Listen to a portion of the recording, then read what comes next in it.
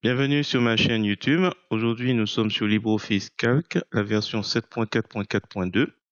Alors, je vais vous montrer un peu comment on peut s'amuser à avoir un graphe qui est dynamique, c'est-à-dire qu'à chaque fois que je saisis un chiffre, là c'est le nombre d'abonnés par jour, et qui donne après le total par jour, et puis ça affiche au fur et à mesure. Donc là, je vais mettre 3, 4, et voilà. Par exemple, là, le 20 mai s'affiche avec le total de 115.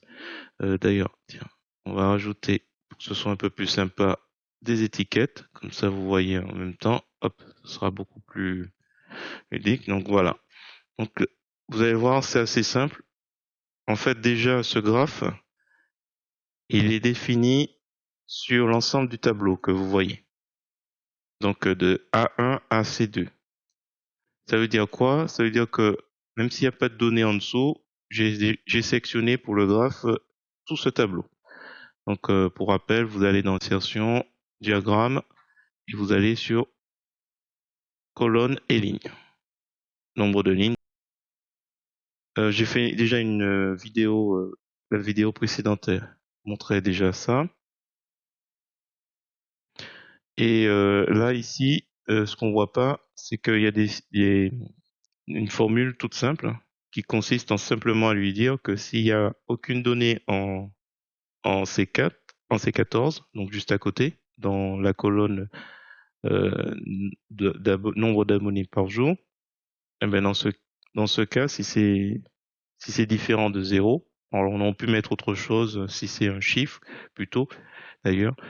Donc il doit faire le calcul, c'est-à-dire le nombre total d'abonnés du jour précédent plus le chiffre que je viens de mettre. Et comme ça, ben, il fait la somme et il affiche. S'il n'y a rien, ben, il n'affiche rien.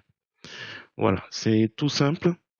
Et ça permet aussi à côté, j'ai mis la même chose. Je lui ai dit que si jamais B14, donc tout est lié, si B14, il y a rien, c'est différent de rien. S'il n'y a rien dans la cellule, par conséquent, il faudra faire la somme.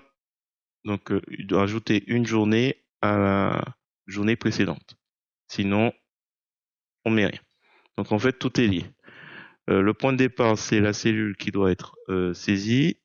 Et ici, la condition, c'est que, pour qu'il affiche, c'est que cette cellule soit, il y ait un chiffre. Et s'il y a un chiffre aussi dans le total d'abonnés, une date apparaît. Donc tout est lié et ce qui permet après d'avoir cette impression de dynamisme, de tableau qui se remplit.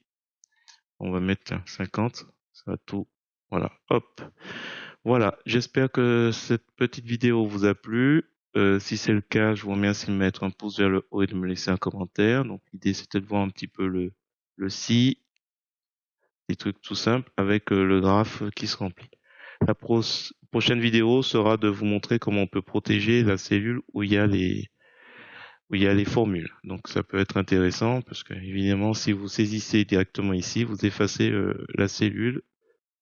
vous effacez le contenu de la cellule où il y a la formule.